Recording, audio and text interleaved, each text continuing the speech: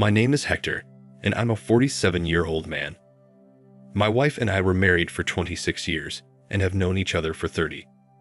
We got married in our senior year in high school when she got pregnant with our firstborn. I was lucky enough to get a job at UPS right after graduation, but we struggled in the beginning. She's from a traditional Irish family, and they hated me at first, but I won them over, especially her father. I made sure she didn't have to work. By the time we were 27 years old, we had 5 kids, 4 girls and a boy. I was just fortunate that the boy came out first. We had our arguments over money, discipline methods, and me complaining about the lack of intimacy. I understood we have 5 children, and they can be very exhausting. I tried to help as much as I could, but she was still tired. However, she was my everything. She always kept her body in shape. I tried as well, but being a delivery driver for a very long time, I'm what they called skinny fat. I have a muscular chest, arms, legs, but I have a sloppy gut. I had the horseshoe hairline that caused me to shave it off, yet Debbie was my everything. There were times she was verbally offensive towards me, and whenever I had enough and lashed back, she became a cry bully, and I just gave up.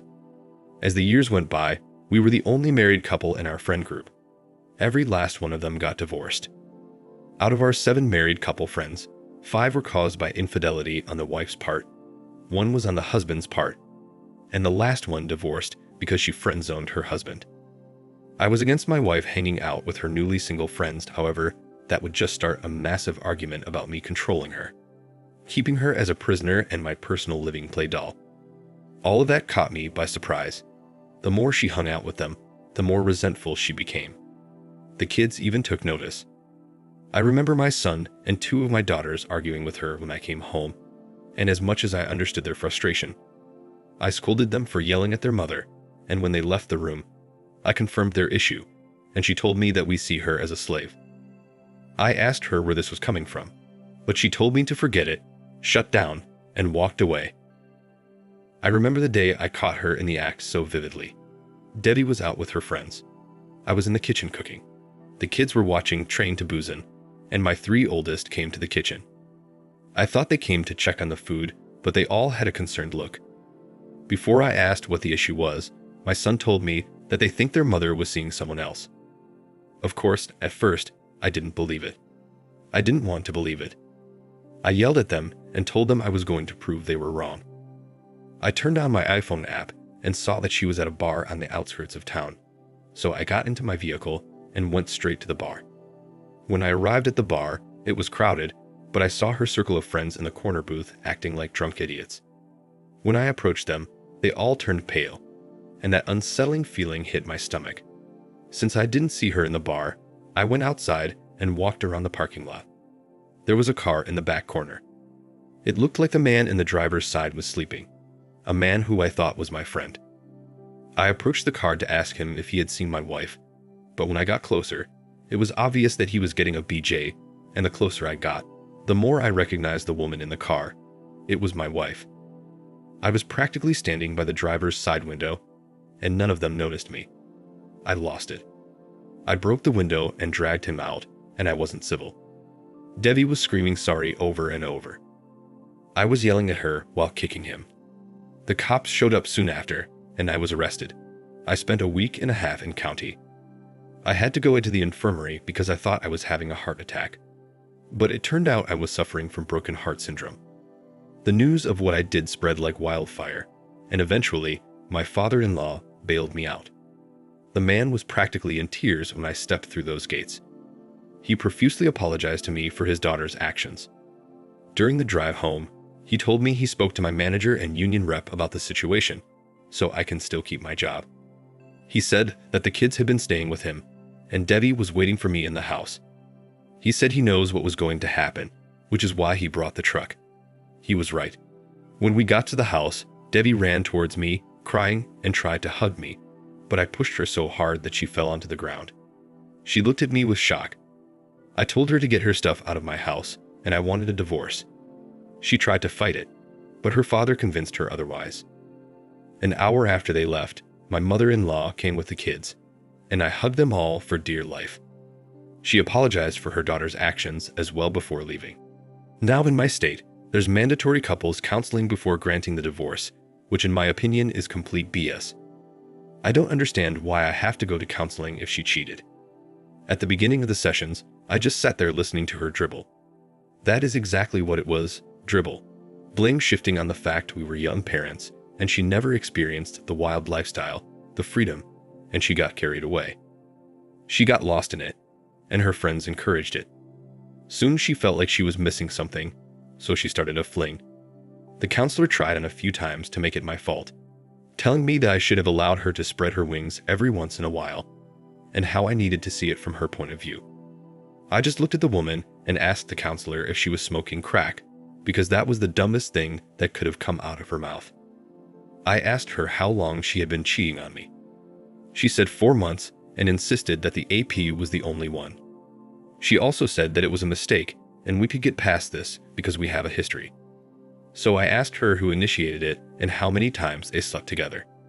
Through her stream of tears, she answered them honestly, and I was quiet for a long while. The counselor tried talking to me twice during this, and I raised my finger. I thought about everything we did before and during our relationship window. The laughter, the conversations, intimacy, everything, and there was no inkling of her being sad or angry. We were just being us. When I finally did speak, I brought up the times we were intimate during that window.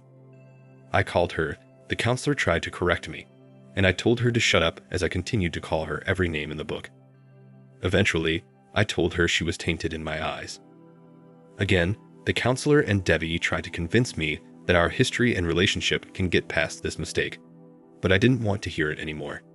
It was like they didn't care about my feelings on the matter. It was just about forgiving her and what I can do to get over it and apologize to her for making her feel like a servant, so I walked out. This contested divorce has been a long uphill battle for the past 2 years. Debbie is still trying to make things right, still trying to get us back together. I don't know why, because our conversations are strictly about the kids, and when she tried to talk to me about something else, I hang up on her. Family gatherings consist of me avoiding her or not showing up at all. Our oldest children refuse to talk to her.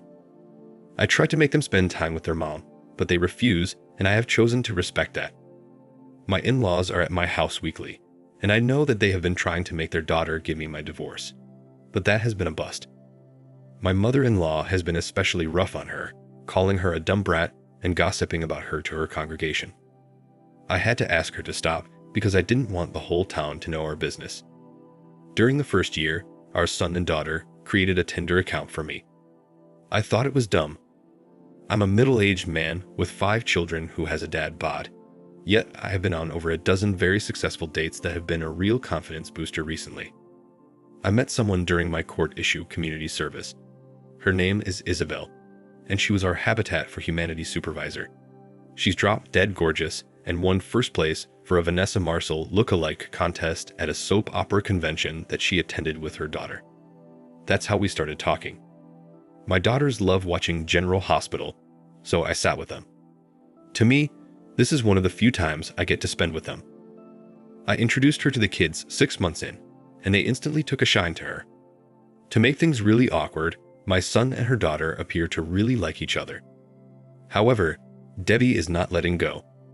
She actually told our youngest 2 children that eventually we will get back together. I had to tell her to stop telling them this. Her father is trying to make her go see a therapist, but I just want this over already. I don't regret my years with Debbie. I have 5 wonderful kids with her. I manned up and built a life for her. My only regret is that she ruined 26 years together on a fling. I regret that she thought she had me in a way that I was just going to let it slide and take her back. However, I don't hate her. When I run into her old group of friends around town, I openly call them whores instead of their names. That love and respect that I had for her disappeared when I caught her in that car. She will always be the mother of my children and nothing else. I just hope that she can come to terms with that. For the past month, my ex-wife has been a bit erratic. She's had several physical altercations with her old friends. One of them got a broken nose, one had a busted lip, and the last one was shoved out of the Circle K. Each time the police were called, and considering how small our county was, they just took her to her parents' house. One Saturday, we all showed up at my in-laws' anniversary party, and I went there with Isabel because we were officially dating. Debbie appeared off, so I pulled her to the side, and it was the first time I had actually spoken to her. She told me how sorry she was. She told me that she couldn't understand why she didn't tell her old friends to back off. She told me that she destroyed our family, and seeing how I am with Isabel only made her miss me more, and she wished she appreciated what she had. When she said that, I felt fear in the pit of my stomach, or maybe it was anxiety. I should have kept asking if she was all right, but I was blindsided when Debbie formally apologized to Isabel during the party for her actions and asked her to keep me happy because I am a good man who deserves a good woman. Debbie went to each of our kids, and I could see them making peace with her. They were talking and laughing, even posing for a few pictures. Isabel and I were having a great time, and for once, I thought about having a cordial conversation with Debbie. It was 3 a.m. when I got the call. My sister-in-law was screaming in a panic. I could hear my mother-in-law crying, and then I heard my brother-in-law trying to calmly tell me that Debbie had tried to end it, and they were on their way to the hospital. When I arrived at the hospital, my in-laws were not well. She lost a lot of blood and was in surgery. My father-in-law and I donated blood for her since the hospital was short on her blood type. My son couldn't be a part of the operation, but he observed the surgery. All of my daughters were not doing well. My younger 3 daughters were pacing around, and when my son left the OR, he told us she was going to be all right. And when I hugged him, he collapsed into my arms crying. I wanted to cry as well, but I had to be strong for them. One Sunday, my mother-in-law found a few notes that Debbie had left. She wrote one for each of the kids and a thick one for me. In my envelope, there were signed divorce papers and an 8-page letter of apology. The letter just reinforced that she was never unhappy about our marriage. She just gave in to the peer pressure and called it brainwashed, that she was a servant by her so-called friends. She stated that she was so sorry for how she treated me and the kids by having that affair. When Debbie finally woke up, she first refused to talk. She would just stare out the window. Then she slowly began acknowledging everyone, but she was distant. Debbie asked to speak to Isabel alone. When she came out, she told me that Debbie asked her if she loves me because she could see that I love her. Isabel told her that she did love me, and that I was the first man she had been with ever since her husband died 15 years ago in Afghanistan. She asked me if Debbie was right about my love for her, which I acknowledged. This made her really happy. Debbie is going to be in a mental hospital for observation. The doctor told her parents that it could be a year, maybe 2, before she gets released. She may no longer be my wife or the woman whom I devoted all my love, but she is still the mother of my children, and I'm going to make sure that she gets better for the sake of our kids. Thank you for watching. Like, comment, and subscribe if you enjoy the video. Until next time, I'll see you again. Take care.